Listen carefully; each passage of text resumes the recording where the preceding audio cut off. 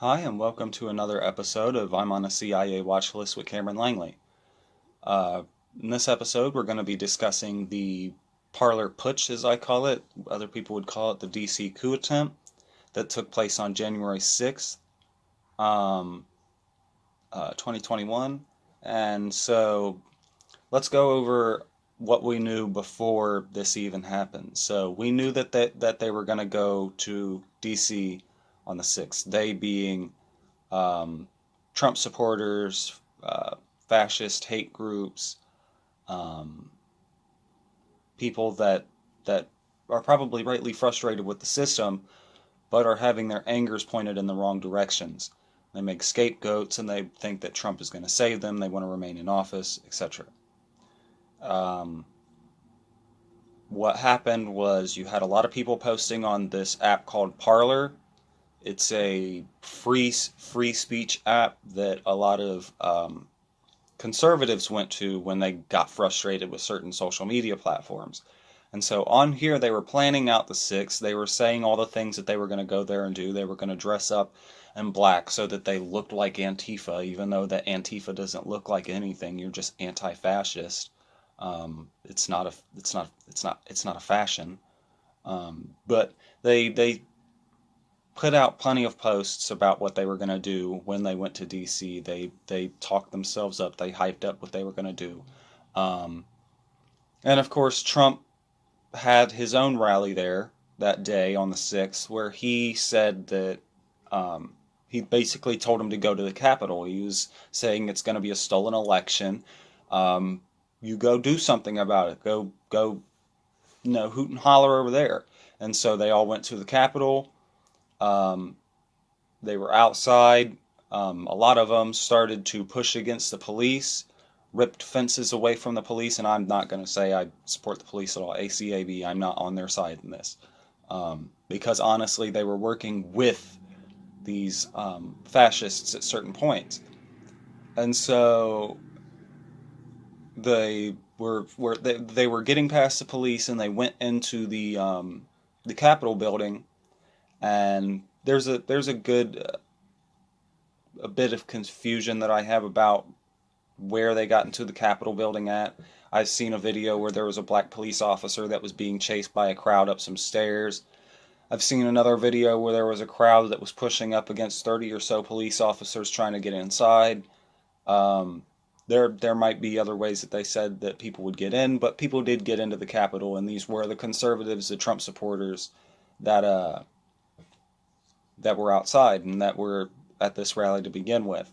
Um, they got in there during the electoral uh, votes counting process. I think they were actually going through some objections to the vote count, something that would have helped the Trump supporters, and they interrupted it. Put many Congress people's lives in danger, put the vice president's lives in danger, and in their rush to try and get in there and shake things up, a woman got way too close and got shot by, I don't know if it was Secret Service or Capitol Police, but she got shot for getting too close to the vice president.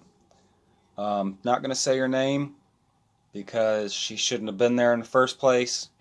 Um, she was part of a fascist coup attempt.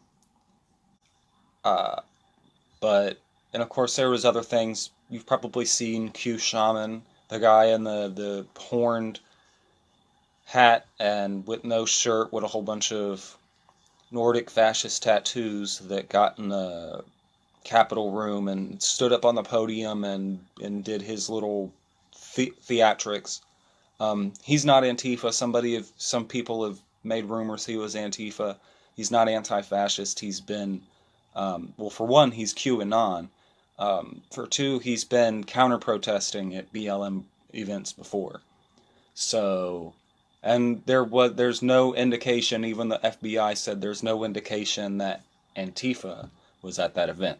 It was all Parler people, Proud Boys and such that didn't like it that their boy lost.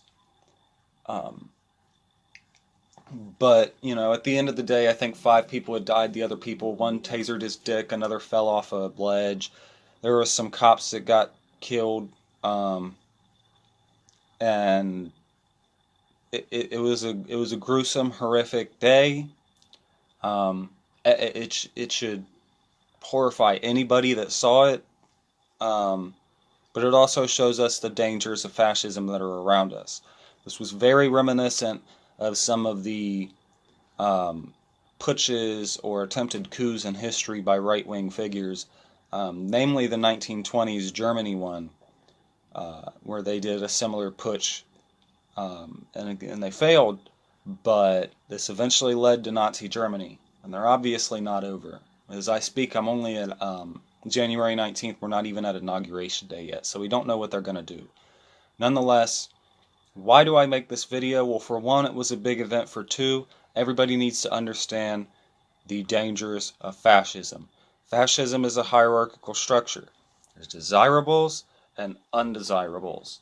And they would like to, the desirables would seek to destroy the undesirables or neglect the undesirables or do something to harm them. These people obviously make these kind of undesirables in their head, whether it be outright racist, black people, Muslims, or whatnot, or Latinos, or if they say, well, I think that leftists have a mental health disease and so they need to be killed, which is just, it's a very cruel outlook on mental health, but it's also not a disease either. They're just trying to dehumanize you, demonize you. So they are fascists. This is a problem because it's growing again in the United States. It's a result of our economics. It's a result of capitalism failing a lot of these people and them believing scapegoats about who put them in this position. They don't want to blame large corporations because of capitalism, so they would rather blame Muslims, leftists, Antifa, immigrants, Democrats, commies, China, Russia, you name it. But you need to understand that this isn't over. You need to understand why anti-fascist actions are appropriate. You need to understand that you're not going to defeat fascists with peace and rainbows. And you need to be prepared to fight them if you're going to fight them. I'm not going to sugarcoat it. It's going to get bad. And anyway, this was this episode of I'm on a CIA watch list with Cameron Langley. I'll see you next time.